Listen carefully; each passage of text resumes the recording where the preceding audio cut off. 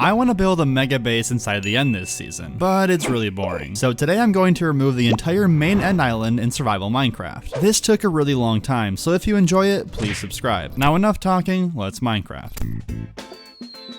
Now the first thing I have to do in this absolute mammoth of a project is remove all 10 of these obsidian towers, and this took forever. If you didn't know, these towers extend all the way down through the island to Y level 0, meaning there's actually more tower hidden below the island than what is visible from the surface. Not to mention, things got quite a bit scary as I got closer and closer to the void. Okay, quick update. 4 out of the 10 towers have been totally removed, and the good news is that the largest tower is officially gone.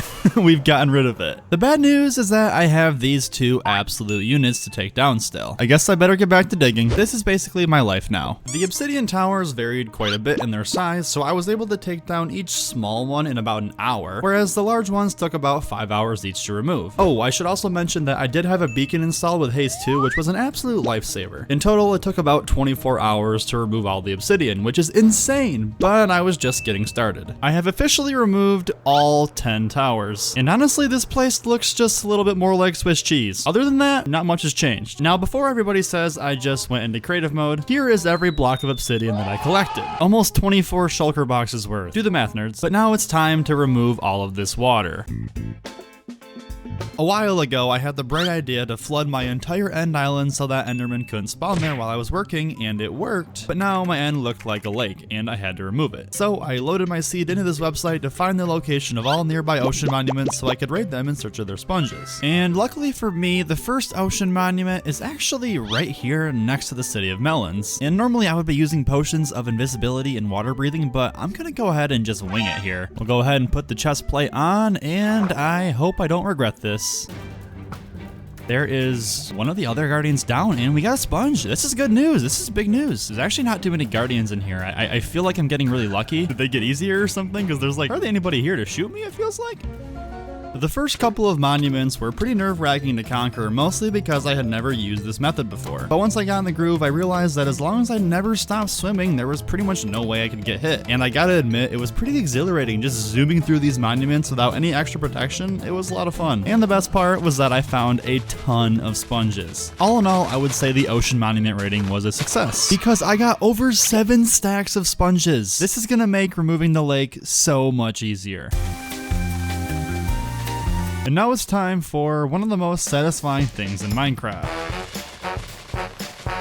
Now, what do you say we get rid of this lake? So I think my best bet is just to go ahead and remove the water from the utmost layer first in this fashion, and it looks like I'm gonna have a bit of a tough time since these are all source blocks. I guess we'll see how far 7 stacks gets me. I'm hoping it will at least get most of the water drained, because I'm not near the nether and I don't really want to have to be going back and forth to dry the sponges out.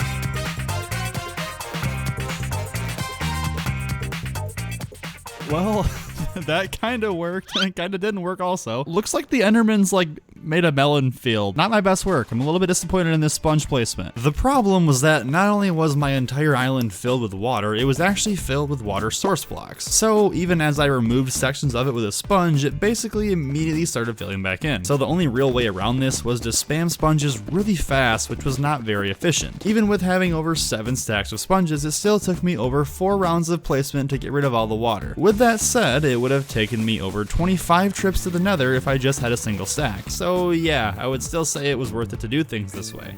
Guys, I'm sad to inform you there's been a theft. I cannot believe this happened. Oh my goodness. How dare you think you can steal my precious melon like that?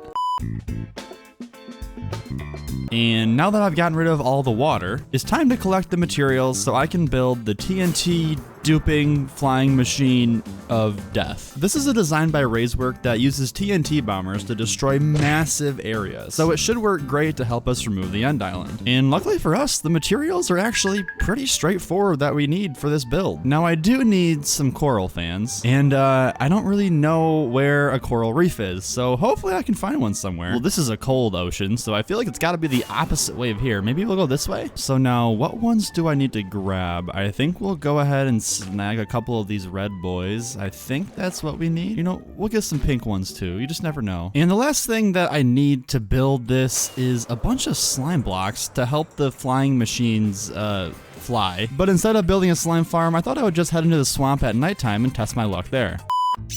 This here is a slime. You can tell it's a slime because of the way it is. To make this flying machine, I needed 38 slime blocks, but don't forget that each slime block is actually 9 slime balls, meaning I had to collect over 5 stacks, which was a lot considering I don't have a slime farm. And I wasn't really sure how well this swamp method would work, but overall I was pretty impressed. Basically, if you didn't know, there are 8 different moon types in Minecraft, and slimes will spawn in a swamp as long as there isn't a new moon. And if there's a full moon, then you actually get pretty insane amounts of slime, especially with looting 3. Okay, that should be everything. And now that I finally had all the materials collected, it was time to start outlining the bounding box of the flying machine. And I want to make sure I cover all the edges of the end. I have a really weirdly shaped island, but this should be far enough out in this direction. Now, if we just go ahead and carry along this way, I want to make sure we get all the way to this edge. I think right here should be good. Yeah, that looks like it's in line. From there, I had to build all the way up to level 115, so the flying machine would have clearance over the bedrock that was on top of the obsidian towers, which was when I started to get a little bit nervous that my TNT wouldn't reach all the way to the bottom. So yeah, that was a problem for future Brock to deal with. Anyways, I built up the other 4 corners of the box, and the dimensions of this area were pretty massive. And now it's time to build this thing so we can remove this island once and for all.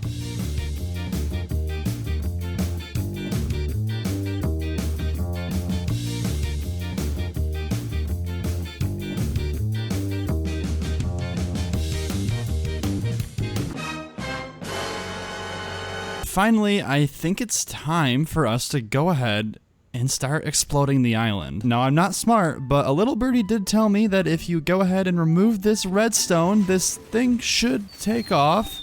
And oh my goodness, it looks like it's actually working. There's TNT raining from the sky. Oh, you love to see that. I am gonna fly up here into my handy dandy AFK spot, and when I get back in about 18 hours, this place should be gone. Okay, pause the video. Remember when I was worried that the flying machine was too high? Yeah, I was right. And as it turns out, I built this contraption about 30 blocks too high, meaning that after 18 hours of AFKing, I still had a pretty sizable chunk of land left to remove. But I wouldn't really call it my fault. You see, these pieces of bedrock here are actually really inconvenient to work around, and I couldn't really justify getting rid of them in the event that I want to use them in a future build sometime. Yeah, because of that, my end now looks like this. And I only managed to shave away a little over half of the island. As you can see, I still have like 30 blocks to shave off, which is really unfortunate. It is kind of weird that my island used to be at this level, and now it's all the way down here. Excuse me, Mr. Enderman.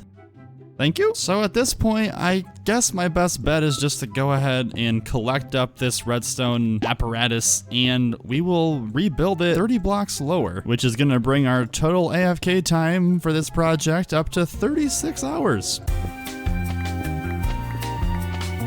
Okay, there's that, and the rest of it is just over here on this side. Luckily, it does a pretty good job of staying put once it's done running.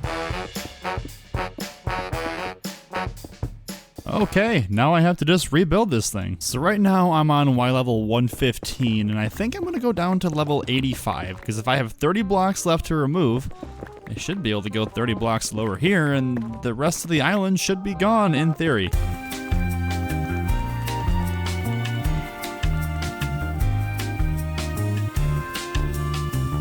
Okay, I just realized that at this height, we're actually gonna interfere with the bottom of the end portal. So back to the drawing boards. Gotta go ahead and lower this down a little bit. I think this is the best way to do it. I guess if we go down like 7 or 8 blocks, so now we'll go right there. Yeah, that should be a good height. But yeah, time to remove this thing again and rebuild it for the 3rd time. I come over here and I look to see where the hell my TNT went, and this Enderman stole my TNT. I cannot make this up. Okay, well, there it goes. Oh, I hate my life. Okay, I think I've gone ahead here and finished up rebuilding the flying machine, so now we're gonna go ahead and give it a test. I just have that feeling that I messed this up. So if we go ahead here and remove this redstone, this whole thing should start taking off. Okay, good, the TNT is duping, it's dropping. So as long as things are lined up, it should, in theory, come on back. And the good thing is that I can have it go just one layer at a time. So if I put the redstone back in place, this should stop the flying machine. I guess we wait here and make sure it comes back. I would pay serious amounts of money right now to watch some Endermen explode. You're the last one. Complete the mission. Yes! Woo! Oh, that feels so good. Oh, that feels amazing. Okay, he's mad. Hang on. Okay, good. It looks like it turned around. It's heading back towards me. Easy. Easy. Nice and easy. Come on in. Nothing to worry about. You're gonna stop on a dime. Right here. Oh my god, it works. It actually works. Now I just gotta find 18 more hours of AFK time to spare.